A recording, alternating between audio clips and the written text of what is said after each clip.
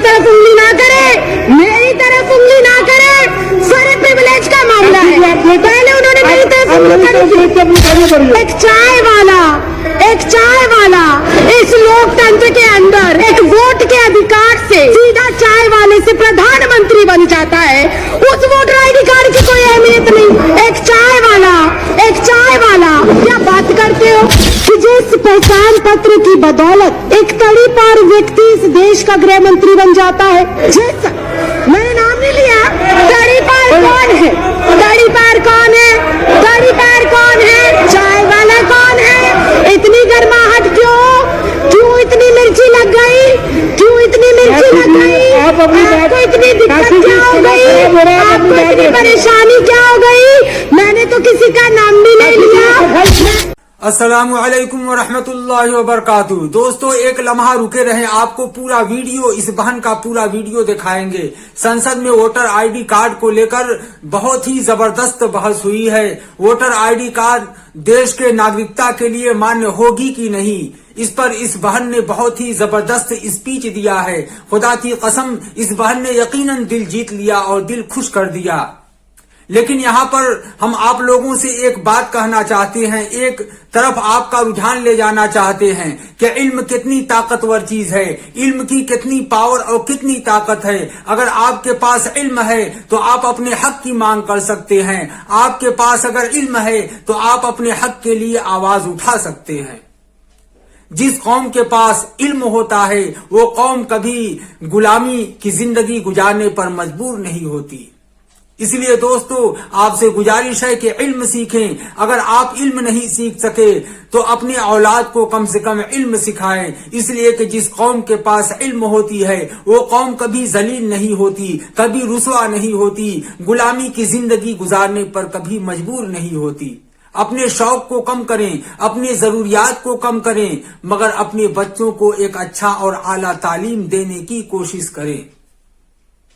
अब आइए हम आपको पूरा वीडियो दिखाते हैं।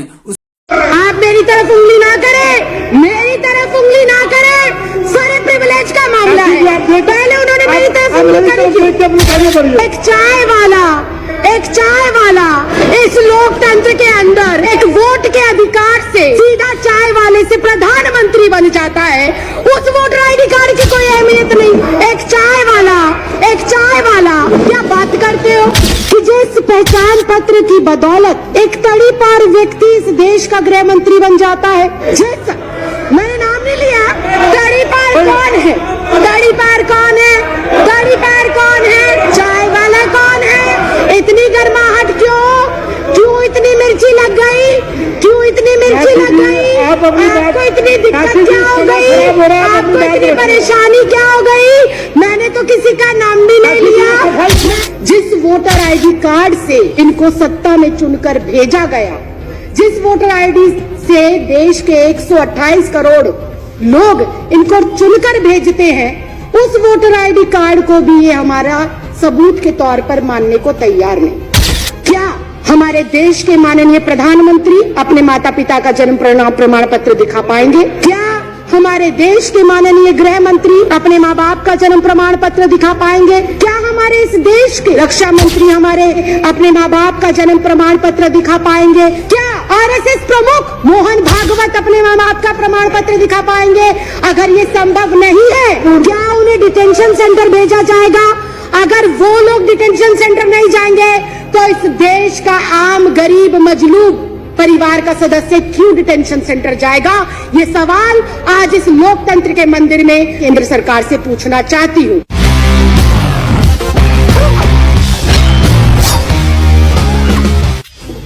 एनसीआर, एमपीआर और सीए को लेकर बहुत सारे सवाल हैं कि इस देश के अंदर इस समय कैसी सरकार चल रही है जो बहुत कंफ्यूज है, जो बहुत अज्ञानी तरीके से, अनजान तरीके से उसे पता ही नहीं है कि देश को किस ओर लेकर जाना है, देश के लिए क्या जरूरी है, देश के लिए कौन से मुद्दे महत्वपूर्ण हैं, देश के लिए कौन से कानून महत्वपूर्ण हैं।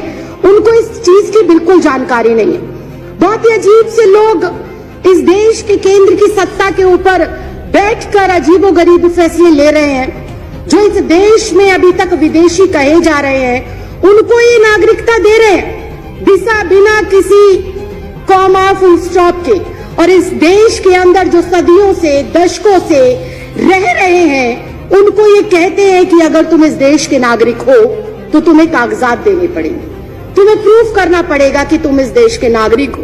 ये अजीब विडंबना है। हमारे पास वोटर आईडी कार्ड है, हमारे पास आधार कार्ड है, हमारे पास पैन कार्ड है, हमारे पास पासपोर्ट है, उनको ये हमारे कागज नहीं मानते। जिस वोटर आईडी कार्ड से इनको सत्ता में चुनकर भेजा गया, जिस वोटर आईडी से देश के 128 करोड़ लोग इनको चुनकर भेजते हैं, उस वोटर आईडी कार्ड को भी ये हमारा सबूत के तौर पर मानने को तैयार नहीं। बहुत ही हास्यास्पद बात है कि जिस पहचान पत्र की बदौलत एक तड़ीपार व्यक्ति इस देश का गृह मंत्री बन जाता है, जिस मैंने नाम नहीं लिया, मैंने नाम नहीं लिया, मैंने नाम नहीं लिया, मैंने नाम नहीं लिया, मैंने नाम नहीं लिया, ये ऑन रिकॉर्ड है, मैंने नाम नहीं लिया।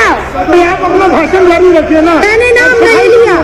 मैं अध्यक्ष जी, आप मेरी तरफ उंगली ना करें, मेरी तरफ उंगली ना करें। सारे प्रिविलेज का मामला है। पहले उन्होंने मेरी तरफ उंगली करी थी। अपनी बात कैसे रही है? अध्यक्ष जी, मैं बहुत शांति से और शालीनता से ये कह अपनी बात कैसे रही रही? कि जिस पहचान पत्र की बदौलत एक आम साधारण नागरिक एक तड़ी पार को चुनकर देश का गृह मंत्री बना सकता है।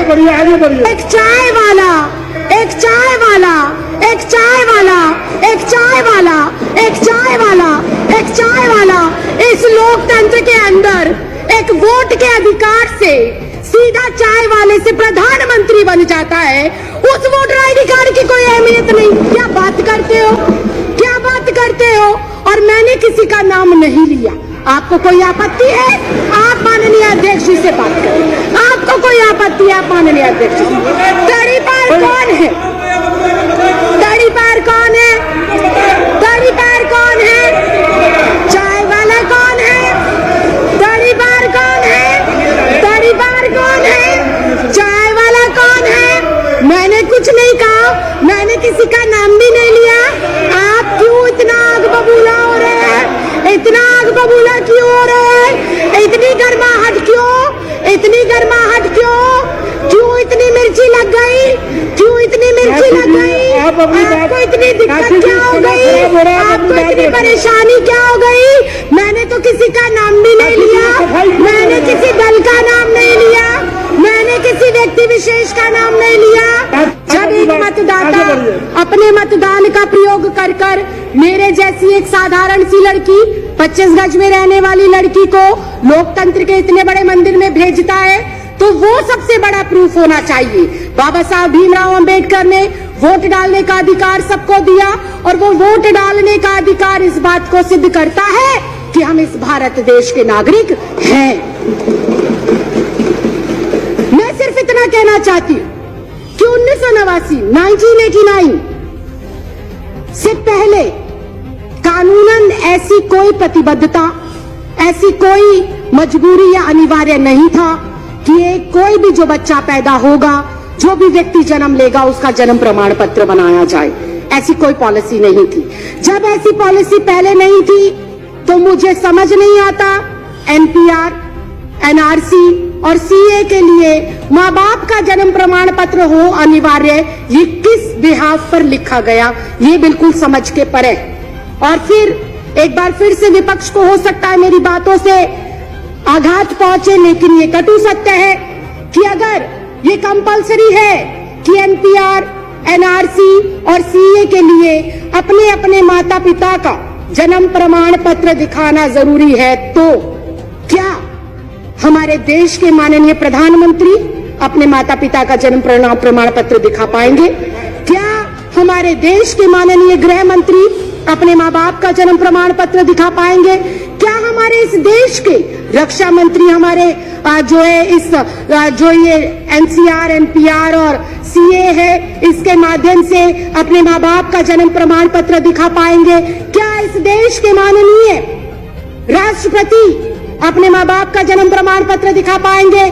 क्या आरएसएस प्रमुख मोहन भागवत अपने माँ बाप का प्रमाण पत्र दिखा पाएंगे? क्या के अडवाणी जी अपने माँ बाप का प्रमाण पत्र दिखा पाएंगे, या माननीय अध्यक्ष महोदय आप स्वयं अपने माँ बाप का प्रमाण पत्र दिखा पाएंगे? अगर ये संभव नहीं है, अगर ये संभव नहीं है, अगर ये संभव नहीं है, अगर ये संभव नहीं है, अगर ये संभव नहीं है, करिए राखी जी, अगर ये संभव नहीं है, तो मैं माननीय अध्यक्ष महोदय सिर्फ इतना कहना चाहती हूँ कि जब बीजेपी का शीर्ष नेतृत्व, केंद्र में बैठे मंत्रिमंडल, प्रधानमंत्री, गृह मंत्री अपने माँ बाप का बर्थ सर्टिफिकेट नहीं दिखा सकते, तो क्या उन्हें, मैं कंक्लूड कर रही हूँ सर, क्या उन्हें डिटेंशन सेंटर भेजा जाएगा? अगर वो लोग डिटेंशन सेंटर नहीं जाएंगे तो इस देश का आम गरीब मजलूब परिवार का सदस्य क्यों डिटेंशन सेंटर जाएगा? ये सवाल आज इस लोकतंत्र के मंदिर में मैं आपके माध्यम से केंद्र सरकार से पूछना चाहती हूँ। जी दोस्तों, आपने पूरा वीडियो देखा। आप जरूर कमेंट बॉक्स में जरूर बताएं कि वोटर आईडी कार्ड जो है इस देश का नागरिकता के तौर पर मान्य होगा कि नहीं, होना चाहिए या नहीं। इस बहन ने क्या बोला, सही बोला या नहीं बोला, आप अपना राय कमेंट बॉक्स में जरूर बताएं।